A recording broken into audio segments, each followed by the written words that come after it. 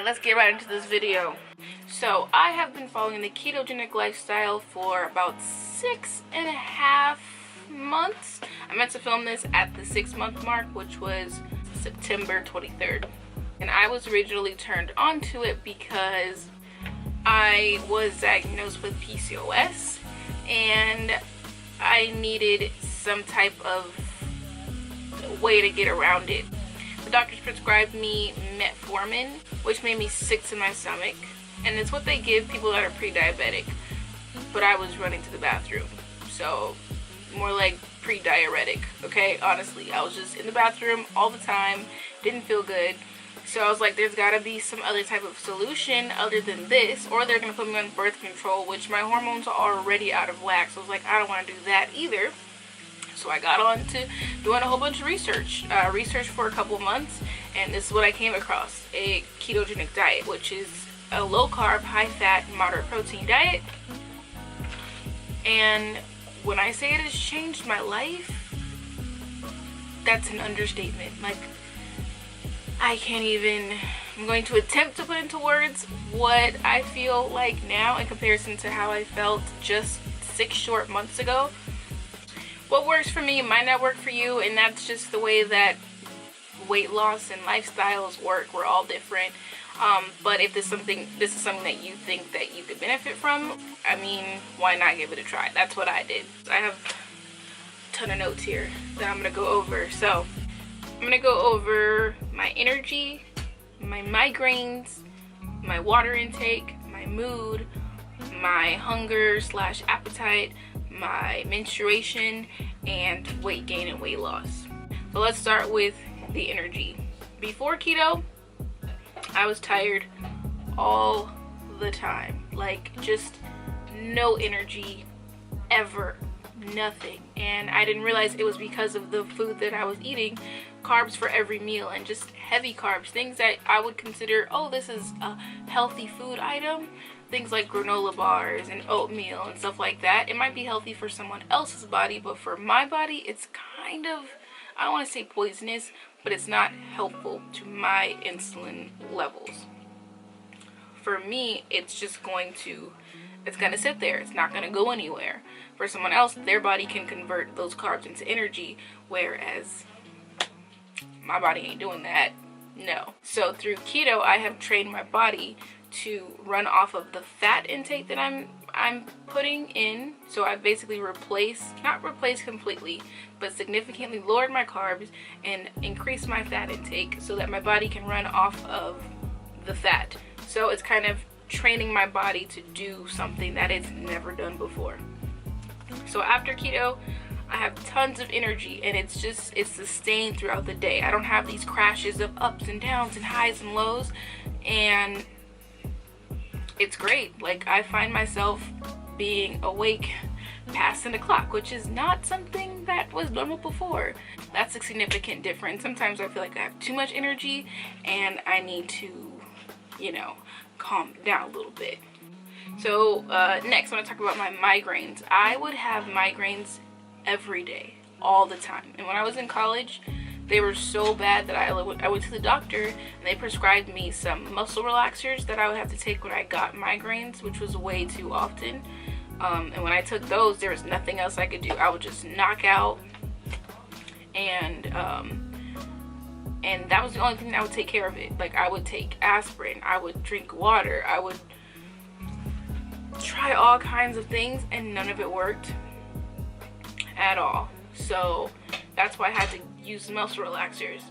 Fast forward to now, I think I've maybe had 1 or 2 like minor headaches, not even those intense migraines that are just, I used to have throbbing in the back of my brain, just sensitivity to light, just the worst thing, to the point where I had to go lay down in a dark room and do nothing. I haven't had any of those. All I've had is light headaches, and I know that those are from me not having enough water or electrolytes. So it's crazy. My mind is blown. So now I'm gonna move on to my mood. I would suffer from severe mood swings, just all the time.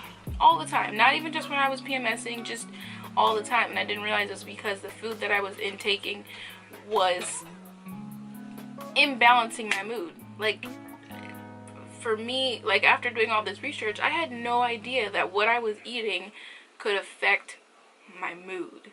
You know, for me this sounds like, ooh, some voodoo, hippie, weird, scientific, I don't know type of stuff, but it really affected my moods. I could be really happy one minute, super mad the next, super happy again, and it was just like I was on my period all the time. So I apologize to everyone that is affected.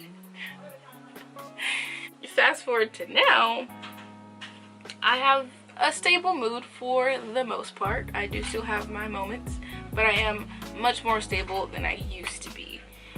Even when I'm PMSing, it's not as intense like it was. So that stability has really been helping. Move on to menstruation. Now, my menstruation and the irregularity of it is what brought me to go to the doctor anyway.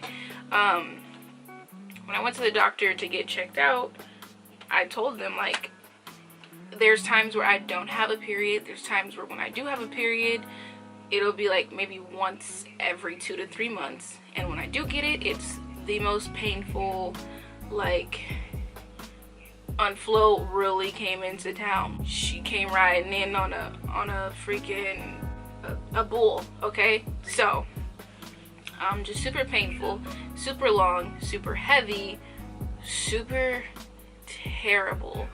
And when I went to the doctor and I told them that was one of my symptoms, when I was younger, they're like, oh, well, it'll balance out eventually. Your body's just changing. It's going through puberty and eventually it'll be fine.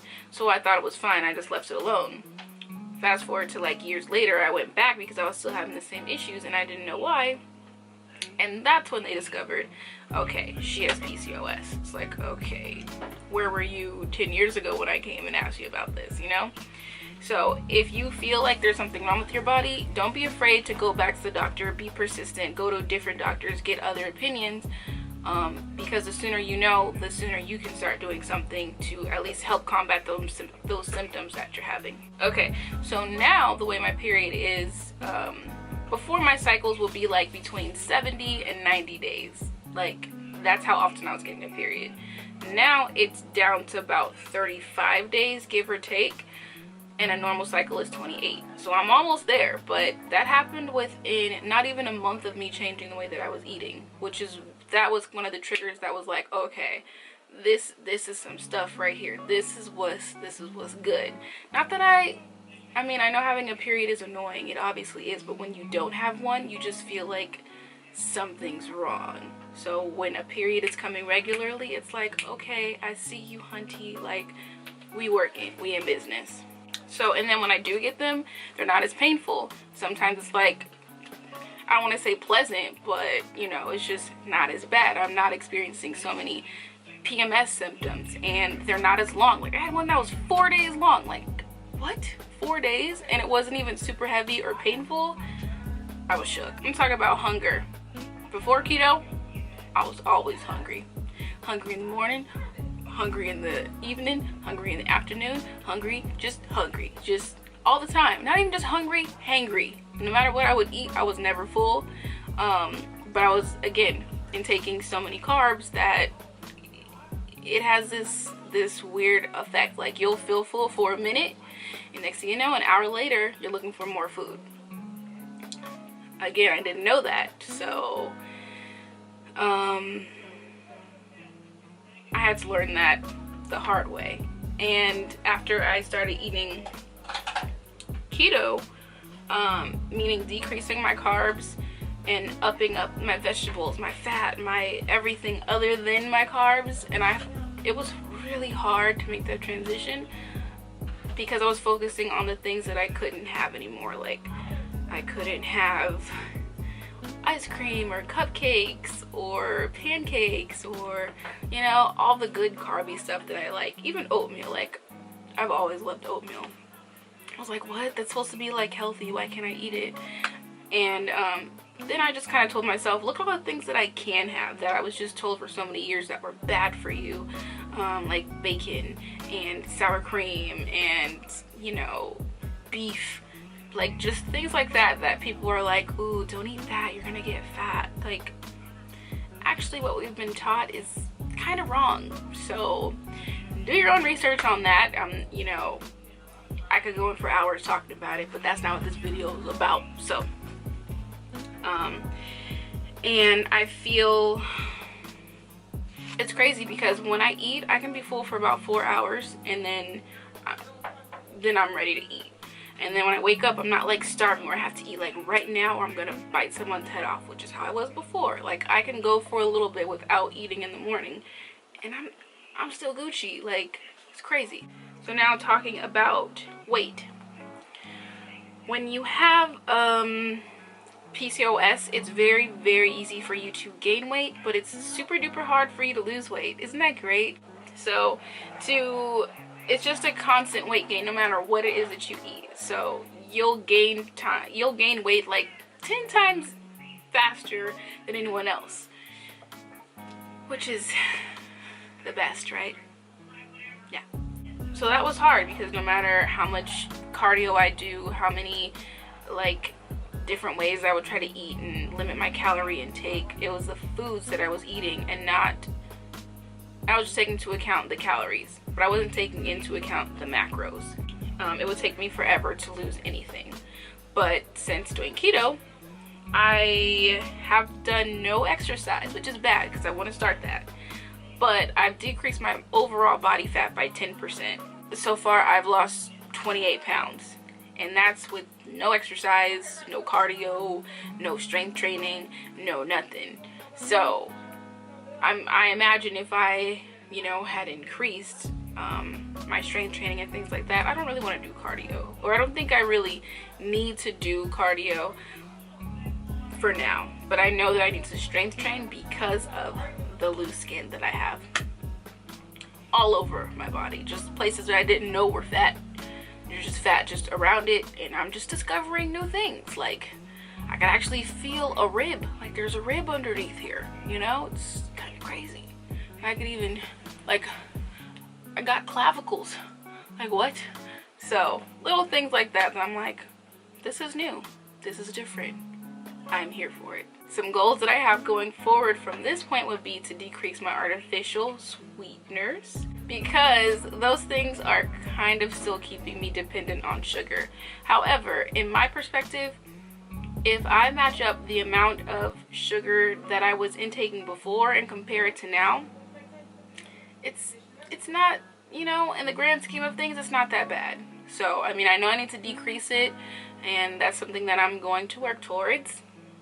But I'm not going to sweat it because I'm not where I was before, and I'm still journeying on. I also want to increase my strength training. I have started, but it's not consistent, and I need to stick to it because I've already started losing muscle, which I don't want to lose. I could lose the fat, but I don't want to lose the muscle, and I've lost a little bit of muscle.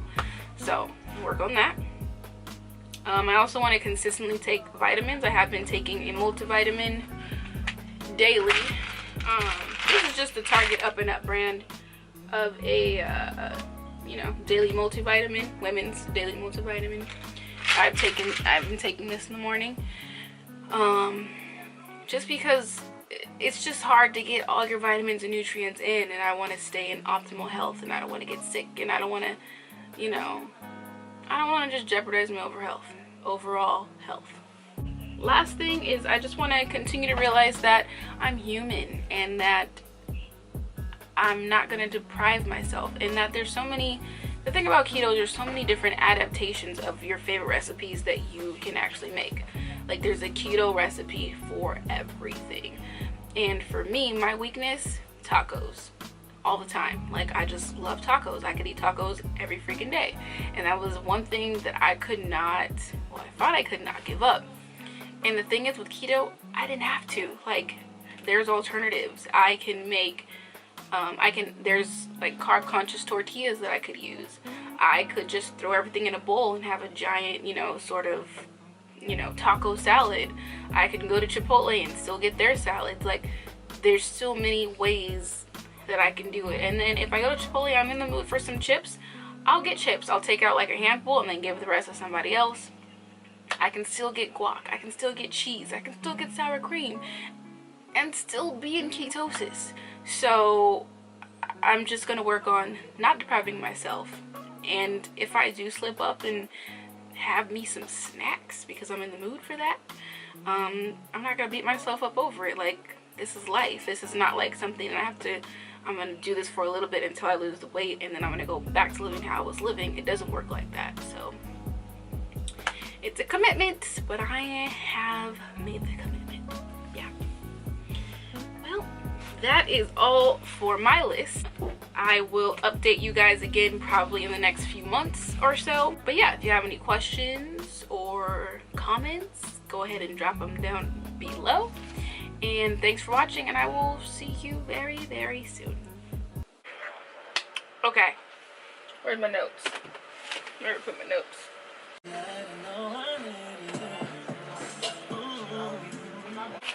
Okay, here they are.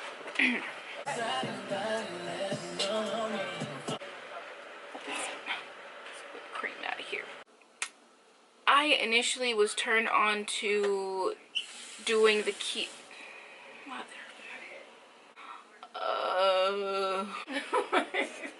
I give up. Let me just brush my teeth, okay?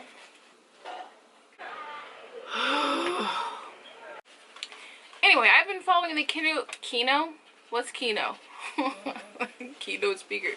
Only you can make these dry bones come alive.